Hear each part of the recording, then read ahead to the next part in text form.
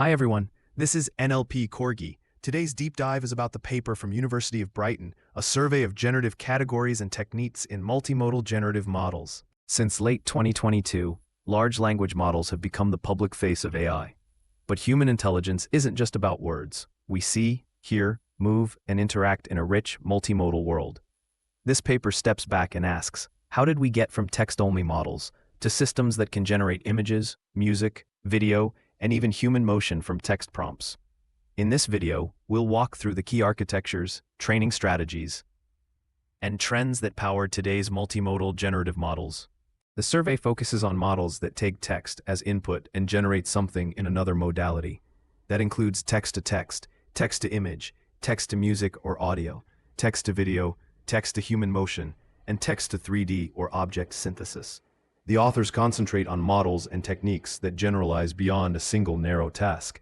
Things like core architectures, training strategies, and inference tricks that show up across many systems.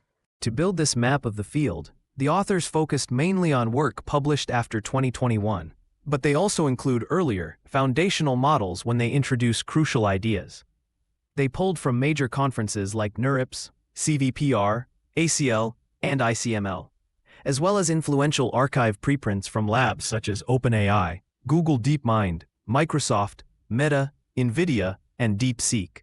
The survey is structured by output modality and by technique, and within each section, models are presented chronologically, so you can see how ideas evolve over time.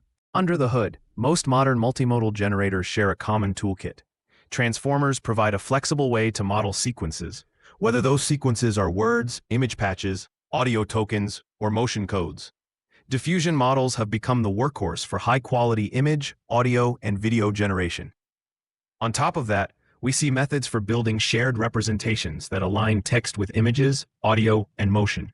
And finally, advanced training strategies, self-supervised learning, mixture of experts, reinforcement learning from human feedback, chain-of-thought prompting, and long context training are used to scale these systems and make them more controllable and aligned. The story starts with text-to-text models. Early neural machine translation used recurrent encoder-decoder architectures, but they struggled with long sentences. Attention mechanisms fixed that by letting the decoder focus on different parts of the input dynamically.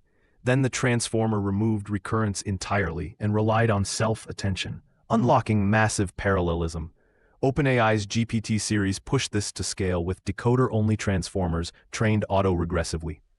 GPT-1, 2, and 3 showed that simply predicting the next token at scale yields strong zero-shot and few-shot abilities. Later, models like InstructGPT added reinforcement learning from human feedback to align outputs with user instructions and improve safety, without fundamentally changing the underlying transformer architecture. After GPT-3, multiple labs explored how far scaling could go. Jurassic 1, Gopher, and MTNLG all follow the decoder-only transformer recipe, but push parameter counts and data quality. Chinchilla challenged the bigger is always better mindset by showing that a balanced trade-off between model size and data volume can outperform much larger models. Mixture of experts models like GLAM and Mixtral take another route. They keep a huge pool of parameters but only activate a small subset per token, making inference cheaper. Google's Palm and Palm 2 combine large-scale training with more sophisticated objectives to improve reasoning, multilingual understanding, and code generation. In parallel, we see a split between open and proprietary ecosystems. Meta's Llama series focuses on compute-efficient, high-quality open models that catalyze the wave of community research. Llama 4 moves into native multimodality and adopts mixture of experts to scale capacity while keeping inference costs manageable.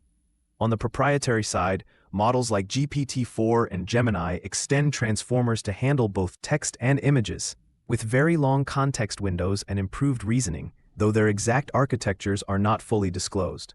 The DeepSeek series experiments aggressively with attention variance, compression, and reinforcement learning to boost reasoning, culminating in DeepSeek R1, which uses a specialized RL algorithm to refine multi-step logical behavior.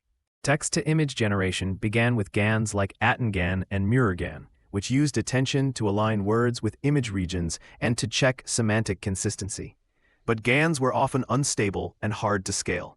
Diffusion models reframed generation as gradually denoising random noise back into data, leading to robust, high-fidelity images. DALL-E explored a pure transformer approach over joint text and image tokens, while DALL-E 2, Imagen, and Muse combined powerful text encoders with diffusion or masked transformers. Latent diffusion models, including Stable Diffusion and SDXL, moved the diffusion process into a compressed latent space, dramatically cutting compute while preserving visual quality. As image quality improved, the next challenge was control. ControlNet showed how to bolt structured conditions like edges, depth maps, or human poses onto a pre-trained Stable Diffusion model without destabilizing it. DALL-E 3 focused on better prompt following by first training a strong image captioner, then using its detailed captions to train the generator. Rectified flow transformers proposed a simpler, flow-based alternative to diffusion that still scales well with transformers. DeepSeek's Janus framework goes further by unifying multimodal understanding and generation. It uses separate encoders for semantic understanding and discrete visual tokens, then feeds both into a single autoregressive transformer. Janus Pro refines the training schedule and data to boost performance on both text-to-image and image understanding tasks. In audio and music, DeepMind's WaveNet showed that raw waveform generation with dilated convolutions could produce highly realistic speech in audio, but it struggled with very long-range structure. NSYNC and MusicVE introduced autoencoder-style models that learn compact latent codes and hierarchical decoders to better capture musical phrases and sections. OpenAI's MuseNet applied transformer language modeling to symbolic music, while Jukebox combined VQVE compression with transformers to generate full bandwidth audio, including vocals, directly from text and style prompts. Diffusion models also made their way into music. Musai uses a two-stage latent diffusion pipeline to generate multi-minute tracks efficiently, trained on a dedicated text music dataset. Google's Music LM and Noise2 Music scale this idea up with hundreds of thousands of hours of audio and hierarchical modeling, capturing detailed attributes like mood, instrumentation, and style. Other systems like MusicGen, MuseCoco, and Flux aim for simpler, more controllable architectures, often using a single-stage transformer over discrete audio tokens. Meanwhile, frameworks like NVIDIA's ETTA and Stability AI's Stable Audio Open emphasize open, modular designs and standardized evaluation, helping researchers compare fidelity, diversity, and controllability across models. Video generation started with GAN-based models like MocoGAN and TiVGAN, which could produce short, low-resolution clips by separating content from motion or by extending frames over time. As in images, transformers and diffusion models soon took over.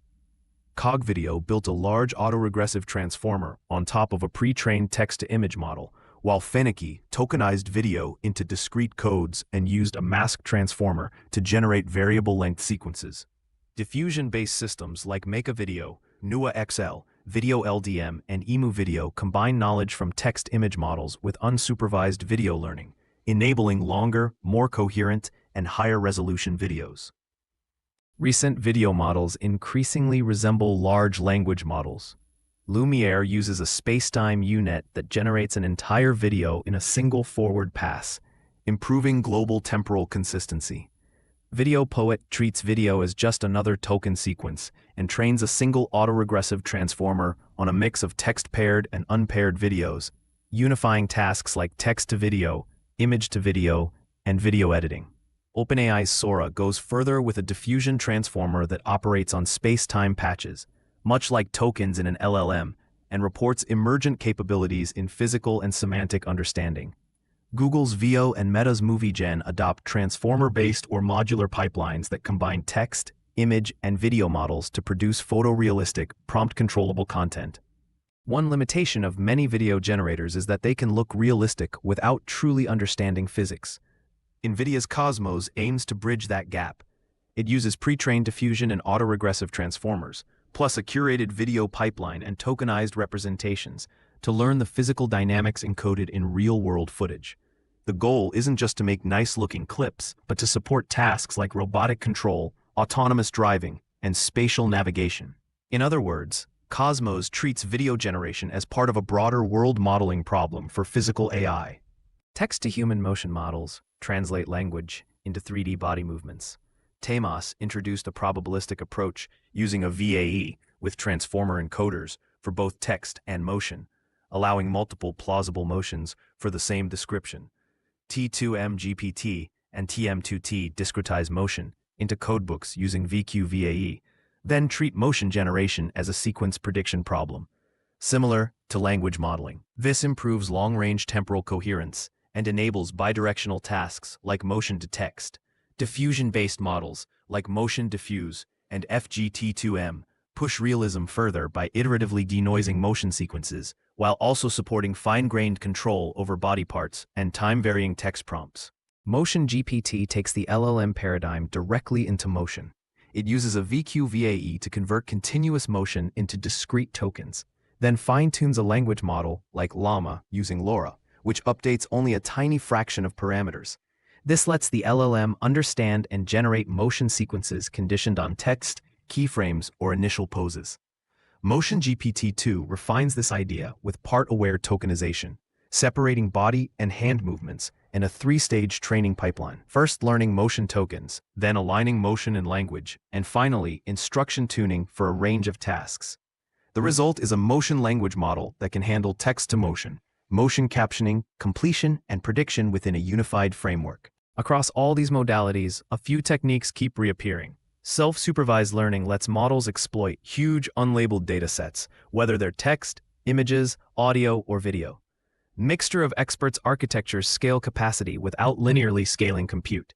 Reinforcement learning from human feedback and instruction tuning help align model behavior with human expectations and safety constraints. And methods like chain-of-thought prompting and long-context training extend models' ability to reason over multi-step instructions, narratives, or temporal sequences, crucial for video, music, and motion. Evaluating multimodal generators is tricky. The survey reviews metrics and benchmarks that track how faithfully outputs match text prompts across text, image, music, video, and motion.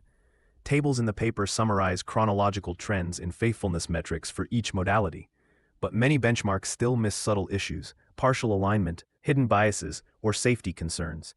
The authors argue for richer, multimodal evaluation frameworks that consider not just perceptual quality, but also semantic accuracy, controllability, and downstream task performance. Stepping back, a clear pattern emerges. Transformers and diffusion models have become the shared backbone for text, images, audio, video, and motion. Unified tokenization schemes and shared latent spaces let models treat different modalities more like different languages of the same world. At the same time, the field grapples with common challenges: how to scale efficiently, align behavior with human values, and give users fine-grained control. The survey's main message is that multimodal generative models are not isolated tricks. They're converging into a broader framework for general-purpose AI systems that can understand and interact with the world in a more human-like, multimodal way.